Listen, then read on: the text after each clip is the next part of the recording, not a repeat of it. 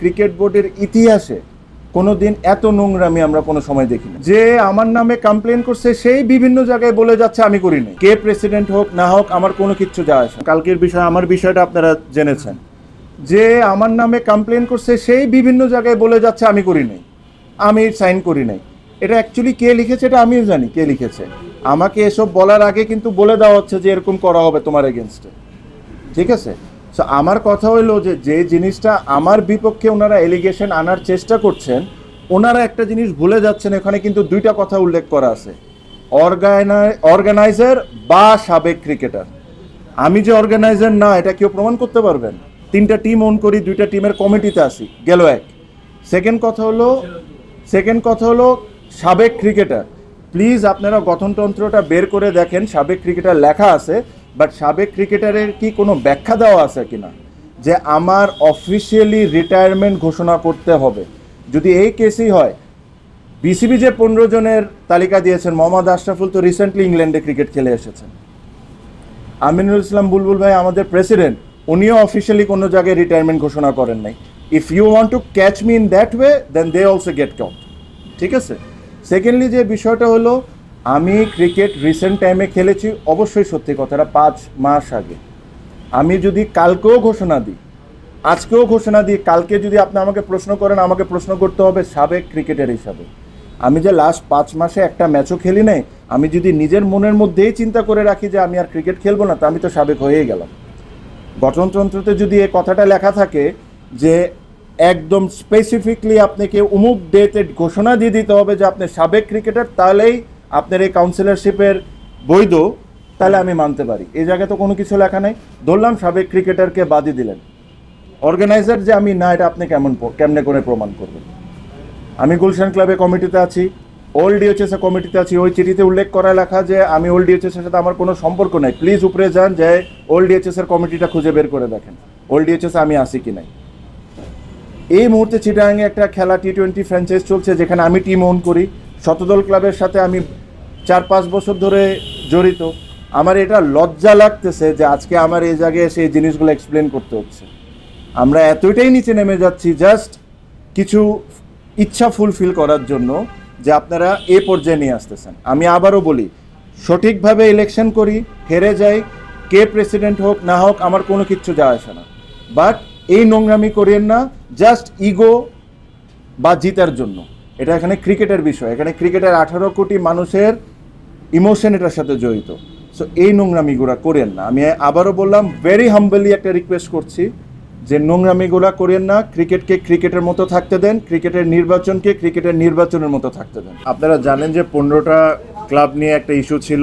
আমি ওই 15টা ক্লাবের একটা ক্লাব আমি ভাইস প্রেসিডেন্ট ওই ক্লাবের। সো আমি ওই দিক থেকে এসেছিলাম। বাট আমি যখন কথা বলেছি, আমি ওনাদেরকে স্পষ্টভাবে একটা জিনিস বলেছি যে দেখেন, এখানে 15টা ক্লাবের চেয়ে বড় বিষয় হলো আপনারা যে সিদ্ধান্তটা নিতে যাচ্ছেন, আপনার 300টা ক্রিকেটারের কথা মাথায় রাখতে হবে।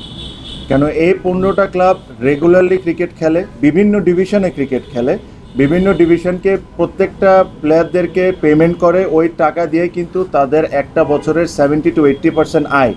আর তাদের প্লেয়ারদের কথা খালি এখানে আসছে না, প্লেয়ারদের সাথে তাদের পরিবারের জড়িত। তো আপনারা যে সিদ্ধান্ত নেবেন, সিদ্ধান্ত নেওয়ার সময় এই জিনিসটা আপনাদের মনে রাখতে হবে। সেকেন্ডলি, ফর এক্সাম্পল, যে নিয়মে এই জিনিসটা করা হচ্ছে, কি কারণে করা হচ্ছে এটা স্পষ্টভাবে ক্লিয়ার, কেন করা হচ্ছে এটাও স্পষ্টভাবে ক্লিয়ার। এখানে আমাদেরকে এটা রকেট সায়েন্স না বোঝার জন্য যেটা কী কারণে করা হচ্ছে। আমি ওনাদেরকে কয়েকটা কথা বলেছি। আমি বলেছি যে দেখেন, এই 15টা ক্লাব নিয়ে যে ইস্যু ছিল, ইস্যুটা তো লাস্ট 6 মাস 7 মাস ধরে অনগোয়িং ইস্যু। এখনই আপনাদের এই কাজটা কেন করতে হলো? রাইট নাও এই জিনিসটা আপনাদেরকে কেন তুলে নিয়ে আসতে হলো? সেকেন্ডলি, বাংলাদেশের প্রত্যেকটা জায়গায় প্রত্যেকটা মানুষকে একটা অপশন দেওয়া হয়, একটা অপশন ক্রিয়েট করা হয়। আপনারা যদি 15টা ক্লাব নিয়ে যদি কোনো অবজেকশন থাকতো, তাহলে আপনারা কাউন্সিলর ফর্মটা দিলেন কেন?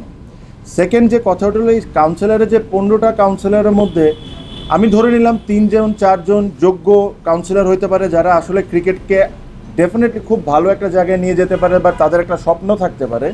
তাদের স্বপ্ন তো আপনি নষ্ট করে দিলেন, বিকজ আজকে যদি এটা বিপক্ষে যায়, তাদের আর কোনো চান্সই নেই নতুন করে কাউন্সিলর হওয়া।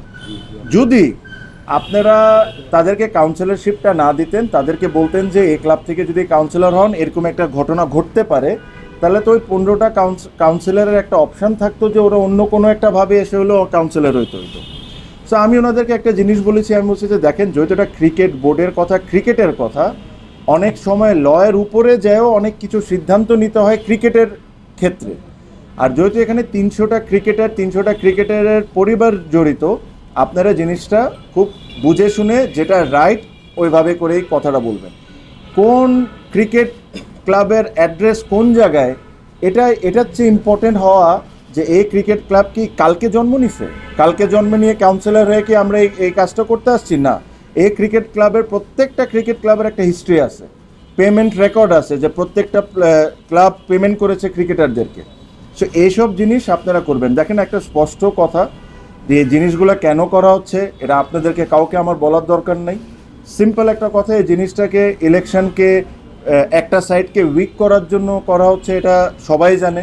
হ্যাঁ, আমার কথা হলো যে আমাদের এত খারাপ সময় এসে গেল যে জিতার জন্য বা নিজের ইচ্ছা পূরণ করার জন্য আপনারা 300টা ক্রিকেটারের লাইফের সাথে আপনারা খেলা শুরু করলেন। আপনারা চিন্তা করে দেখেন আমি যা বলছি কোনো যুক্তি ছাড়া কি কোনো কথা বলছি কিনা।